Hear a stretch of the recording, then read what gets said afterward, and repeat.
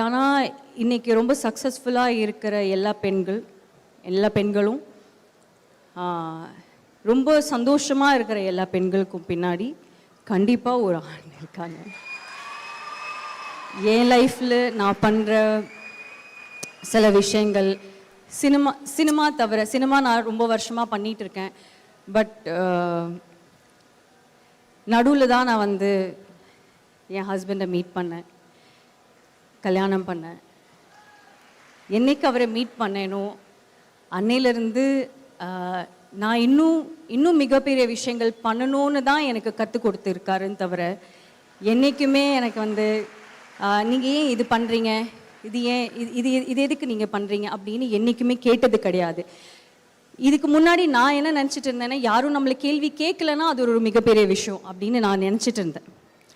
ஆனால் அந்த கேள்வி கேட்கலன்னு மட்டும் விஷயம் கிடையாது, நீங்கள் ஏன் இந்த விஷயம் பண்ண மாட்டேன்றீங்க, you are so much more capable of doing a lot of things, நீங்கள் ஏன் இதோட நிறுத்தணும், நீங்கள் ஏன் இது பண்ணக்கூடாது அப்படின்னு கேட்குறவர் தான் அவர்.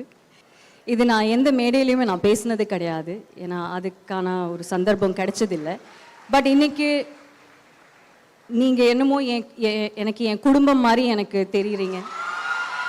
அதனால் உங்ககிட்ட சொல்லணும்னு நான் நினச்சேன். நீங்கள் எல்லோரும் ஒர்க் பண்ணுறதுக்கு எனக்கு கண்டிப்பாக உங்கள் லைஃப்பில் உங்கள் ஹஸ்பண்டோ உங்கள் அப்பாவோ யாராவது ஒரு ஆண் கண்டிப்பாக இருப்பாங்க. கோமதி மேமுக்கும் அதே மாதிரி அவங்களுக்கு துணையாக அவங்க வீட்டில் ஆண்கள் இருக்காங்க. அதே மாதிரி என்னோட பிக்கெஸ்ட் சப்போர்ட், என்னோட பிக்கெஸ்ட் ஸ்ட்ரென்த் இன்றைக்கி இந்த பிராண்ட் அப்படின்னு இருக்கிறது இது என்னோட பிரெயின் சைல்டோ, இது நான் கிரியேட் பண்ணதோ கிடையாது, இது அவங்க கிரியேட் பண்ணது. ஆனால் இப்படி ஒரு விஷயம் நம்ம பண்ணணும், நம்ம சோஷியலி ரெஸ்பான்சிபிளாக சில விஷயங்கள் பண்ணணும் அப்படின்னு இருக்கிறது கற்றுக் கொடுத்தது, இதை கிரியேட் பண்ணது. இன்றைக்கி இப்படி ஒரு ஈவெண்ட் நடக்கிறதுக்கும், இப்படி எங்களுக்கு எல்லாருக்கும் இப்படி ஒரு ஆப்பர்ச்சுனிட்டி கிடைக்கிறதுக்கும் எல்லாத்துக்குமே காரணம் அவர் தான்.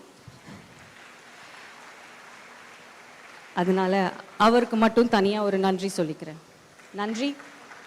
ஷோ அவரு இப்போ மனசுக்குள்ள ஒரு thousands and thousands of butterflies அப்படியே சிறகடிச்சு பறந்துட்டு இருக்க மாதிரி ஒரு ஃபீலிங்ல இருப்பாரு.